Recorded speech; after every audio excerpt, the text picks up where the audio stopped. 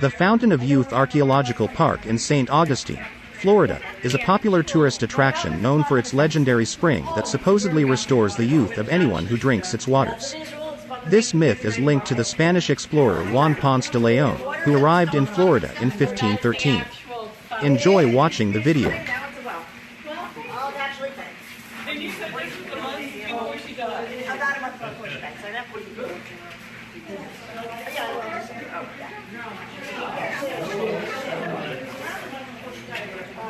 There's like documentation where she came here, what happened, she actually didn't have a Scotch. That's how she entered it.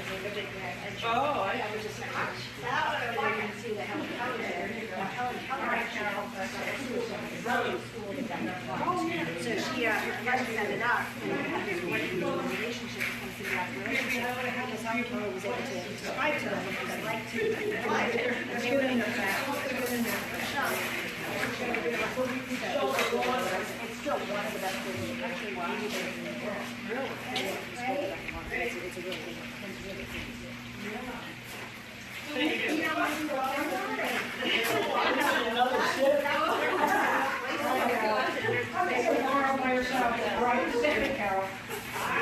Everyone, so we have two more that just walked into the spring house. It's called that. It's fed by the Florida aquifer. Today it's a well still naturally fed by the Florida aquifer, which means the water you will be drinking is actually the same water Ponce de León himself is drinking.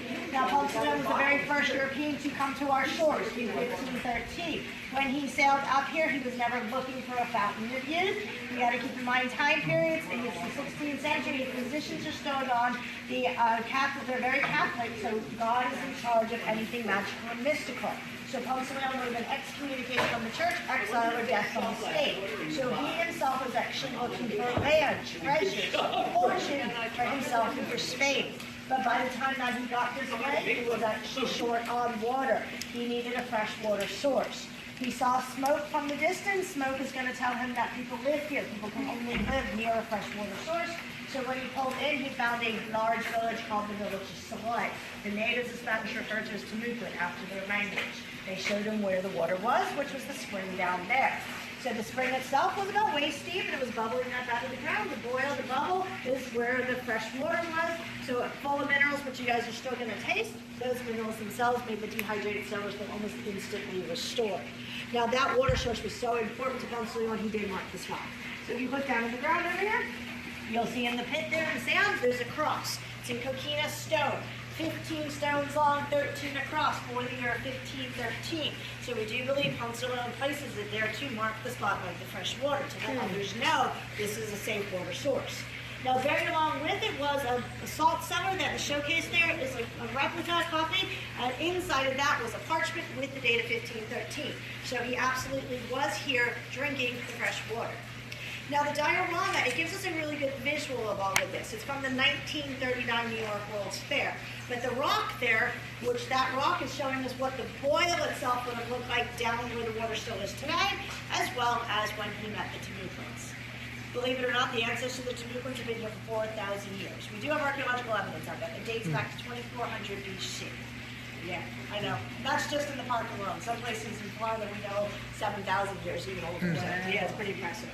Now, if anyone is interested, we have a book over here that we've been collecting signatures from 1868, so we get to call ourselves the oldest attraction in America. We've had a lot of famous people visit us, some of them are up on the mantle, so we would love for you guys to join them. If you have some questions, please definitely let me know. There's stuff down there if you want to try all these delicious things. Thank you.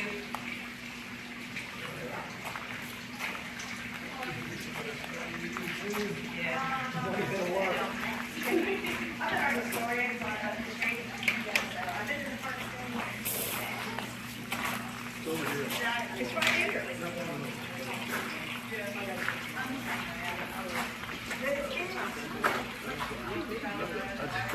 I thought it was a... Yeah, they don't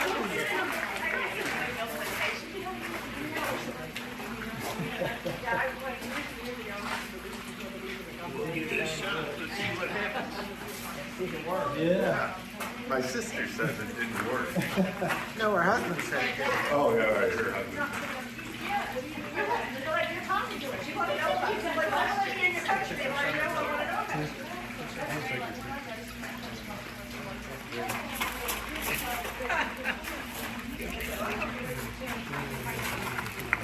Where's your cup?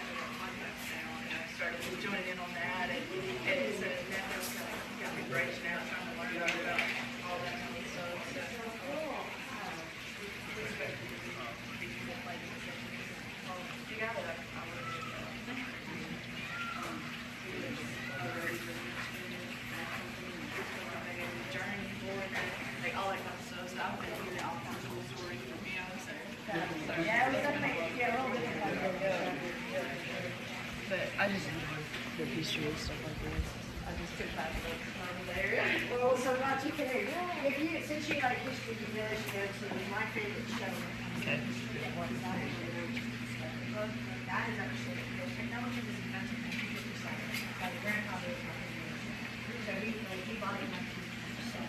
1957, he decided to see these diseases. So he does this. It's a two-story, urban road.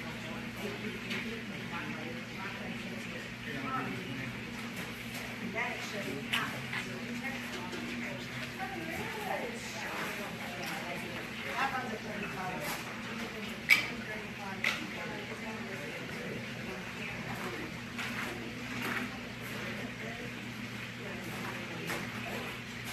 The Timucua were a Native American people who lived in northeast and north-central Florida and southeast Georgia. They were one of the earliest groups encountered by European explorers in the region. Here are some key aspects of the Timucua. 1. Population and tribes. The Timucua were not a single tribe but a group of several related tribes that shared a common language, known as Timucuan. 2. Culture and lifestyle. They were known for their complex societies and were divided into chiefdoms. The Timucua were hunter-gatherers and also practiced agriculture, growing crops like maize, beans, and squash. 3. European contact. The Timucua had significant interaction with European explorers, beginning with the Spanish in the 16th century. This contact brought about profound changes, including the introduction of new diseases to which the Timucua had no immunity. 4. Conversion and colonization. Many Timucua were converted to Christianity by Spanish missionaries. They were among the first Native American groups in North America to be missionized. 5. Decline. Their population declined dramatically due to disease, warfare, and slavery during the European colonization. By the 18th century, the Timucua people were considered extinct as a distinct cultural group. 6. Legacy. The Timucua are remembered for their contributions to early American history and their interactions with European settlers. Archaeological sites and artifacts, such as pottery and tools, provide insight into their way of life. 7. Language. The Timucuan language is also of great interest to linguists and historians. It was one of the first Native American languages to be documented by Europeans, but it became extinct by the 19th century. Today, their history is preserved in various ways, including museums, historical sites, and educational resources, providing insight into their rich cultural heritage and the impact of European colonization on indigenous peoples.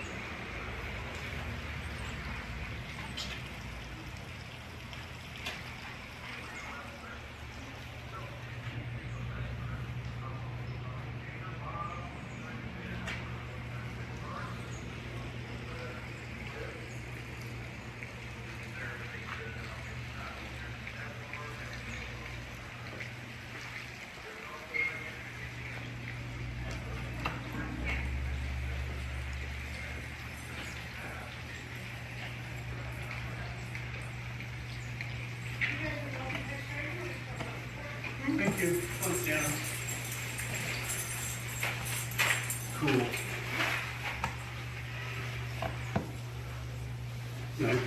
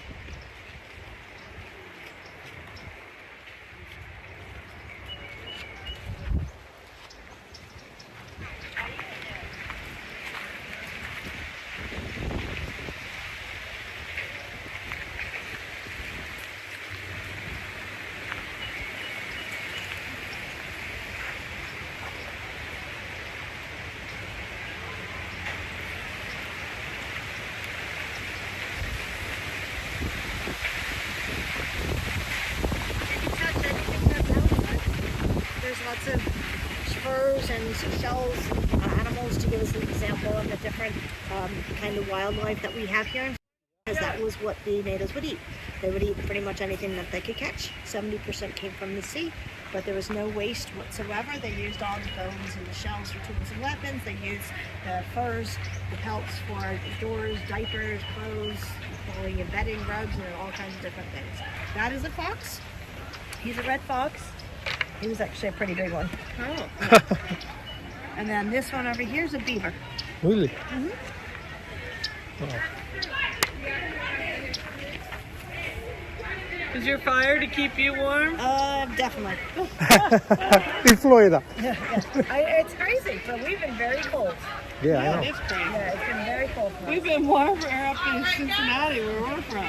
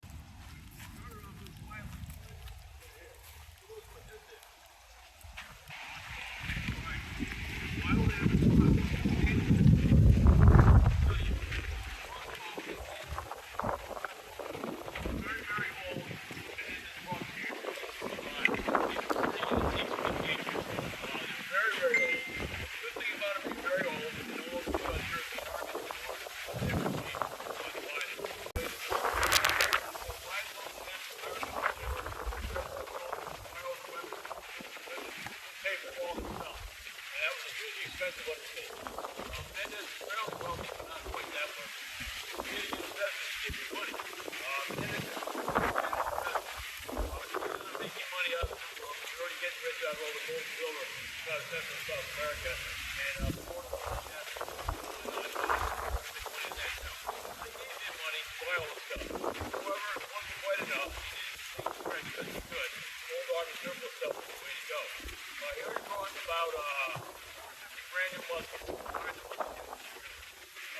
It's about 800 rifles.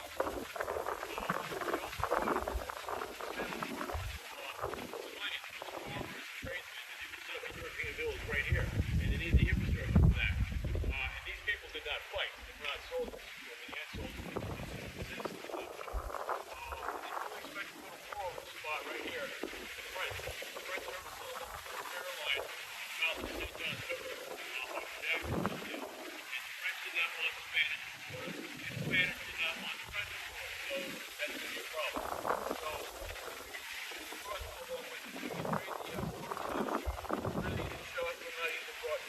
not so easy to show somebody how to use a musket. It's very complicated and it doesn't always work.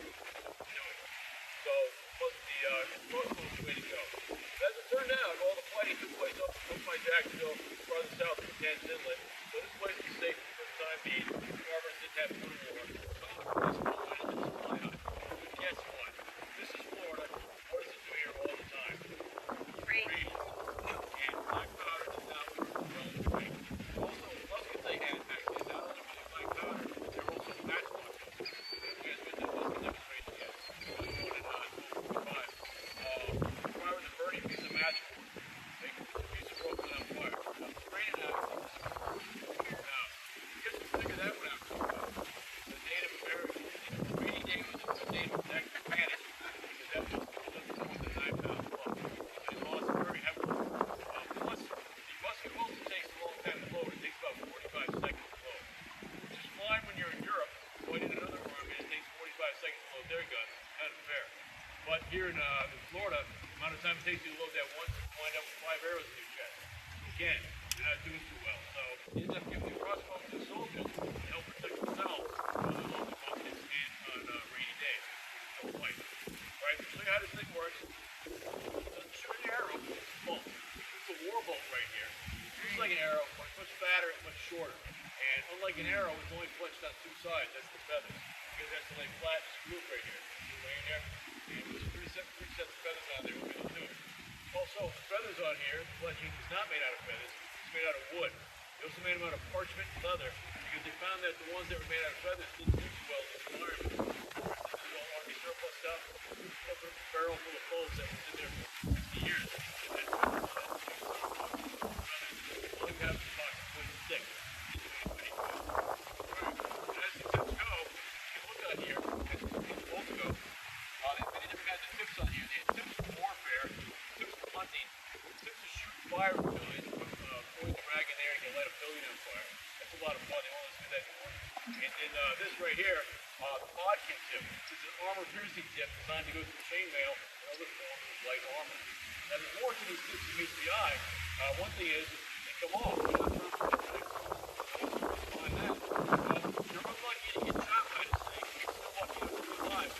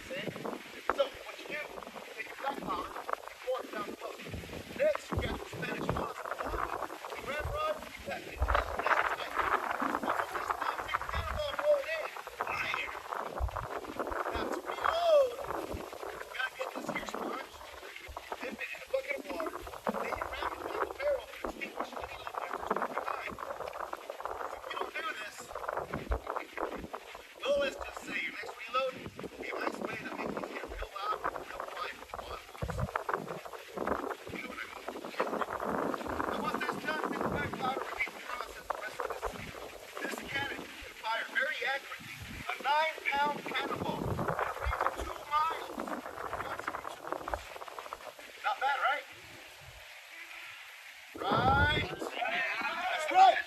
Unlike our cannon, the our cannon only has a range of about a mile, which is roughly from here to the British line. Now the problem there is that this range is not very accurate. It's more effective within a half-mile range. Now, the question is, will we hit that ridge? Yeah, we will. Where? I don't know. Now, folks, that's known as a bombardera. Bombardera is a breech-charged, muzzle-loaded 16-pounder cannon. And all that means is our cannon is old, very old, built back in the 1300s. And it comes in two parts. You have the barrel of the cannon, which is built like a tube, open at both ends. And you have the powder mug, which is that cylinder you see right behind it. That powder mug is 40% float. It holds the powder and the water. You take that, you stick it in the breech of the cannon, put a breech block behind it and hold it in place. Hit the cannonball, roll it in, it's ready to fire.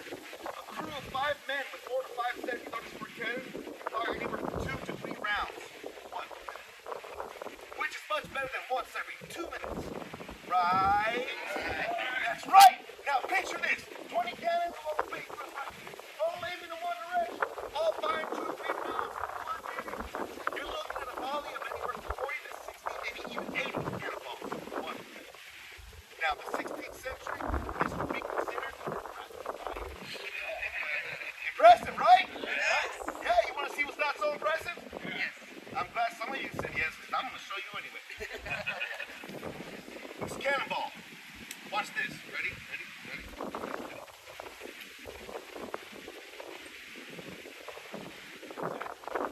Ta-da. That's all you get. There's no grand explosion like you see on TV. That's no Hollywood. And now the technology won't come around to the 1800s. All this is a 6-pound chunk of steel flying through the air. Up against the hard ship, it reaches bounce off the hull. You're only going to get the captain and crew upset. Against a smaller vessel, like a chiefdom over there. I'm talking about the boat, folks, not the taco. That's a chalupa. This against that. The effects will be devastating. And I'm sure you're wondering, why would Pedro Menendez defend his fort using well, he knew the inlet was only 19 feet near the high tide. Low tide, just a sandbar falling off the edges. If the enemy were to attack, it would have to leave the big ships with the big guns 3 miles off our coast. And that puts us playing this swim. Now we're at the moment of shore battles like the Timucua. 458 years ago, that bayfront before you was completely clear of all vegetation. Where we're at right now, you would get a clear view down the States Island and the enemy.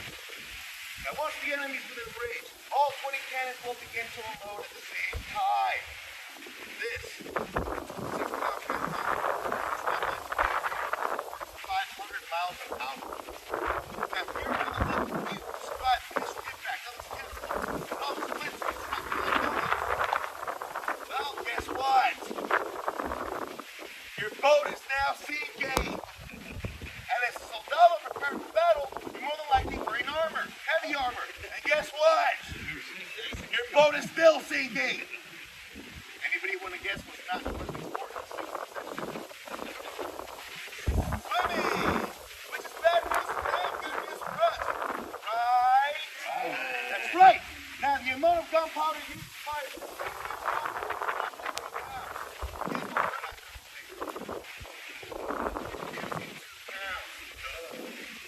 yeah, if we were to do that, y'all wouldn't be able to hear anything for the rest of the day. Us about a week. Now guess what else we're not doing today? Firing the cannonball. I know. But hear me out. There's 2 good reasons why. One, it's the only cannonball we have. And 2, well, let's just say it's across the bay at the Coast Guard. They have no sense. And nobody wants to keep y'all rest this way. Not again. And especially Bill.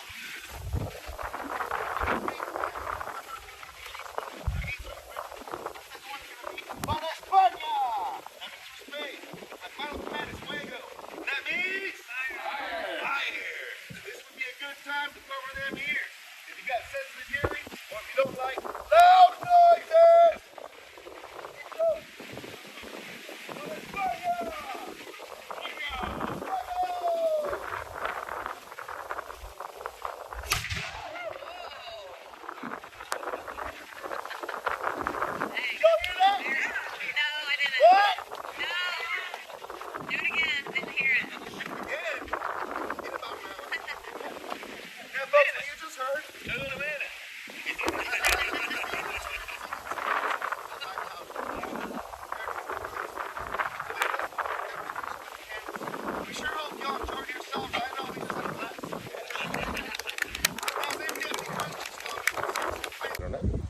now, so this is what they would use for that.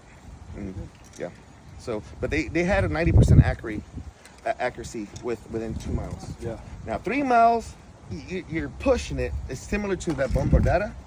1 mile, you're gonna hit it. You don't know where.